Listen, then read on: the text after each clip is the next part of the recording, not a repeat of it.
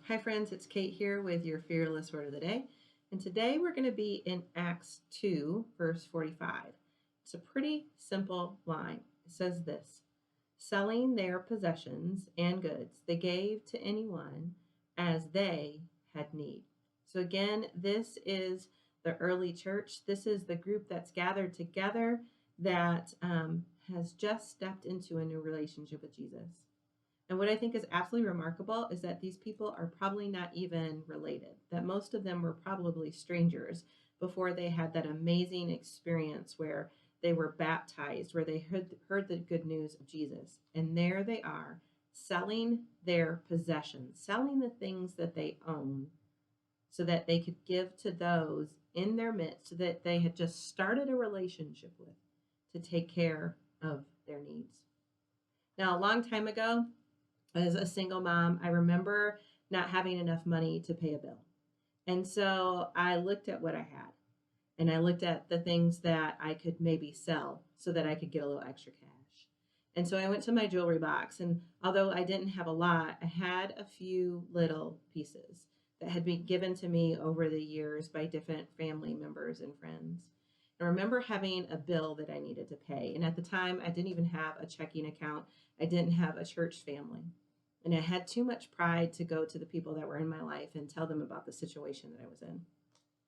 So I went in my jewelry box, right? And I took out a ring, a ring that had been given to me by like some, little boyfriend that I had, in my teenage years. And I went to a pawn shop and I sold it. I think I got maybe $20 for the ring, but it was enough to buy groceries for my kids that week.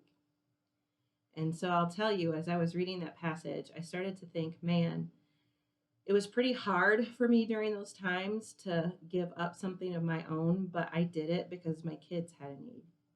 I can't imagine what it was like for this early church, pawning off or selling the things in their own possessions, maybe some of them not having a lot of things, for the betterment of people who were not their family.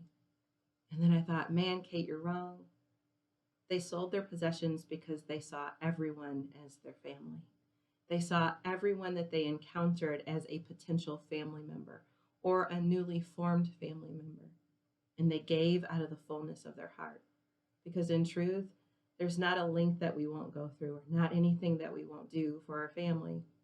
And maybe even in your own experience, you've thought, man, I've had to sell some things to make sure my kids were taken care of, or my parents had to sell some things to make sure I was taken care of. I've watched people that I love in my life like let their 401ks go so that they could pay their mortgage to keep their houses. But this is the thing that I know to be true. When we view people that are blood related and not blood related as family, our faith and our compassion as the beloved church, as fearless followers, compels us to sacrificially give out of the fullness of our hearts. And so this week, friends, as you encounter family members in the family of God and people who could be potential family members of God, I ask us all, how are we moving as people that are generous givers, looking at the resources that we have at our discretion to be used so that the kingdom might be brought near, to maybe buy milk or eggs and bread for our family.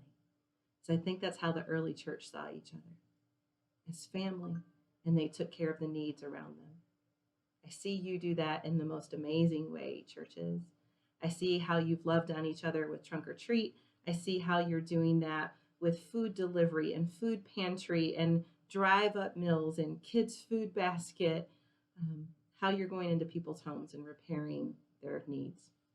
I just ask you this week to look at what you have and to look at people around you and to move in generosity and compassion as family members of God that have the resources to bring faith and hope to the people they encounter. Well, friends, this is Kate with your Fearless Word of the Day. I hope you have a fabulous week. Bye.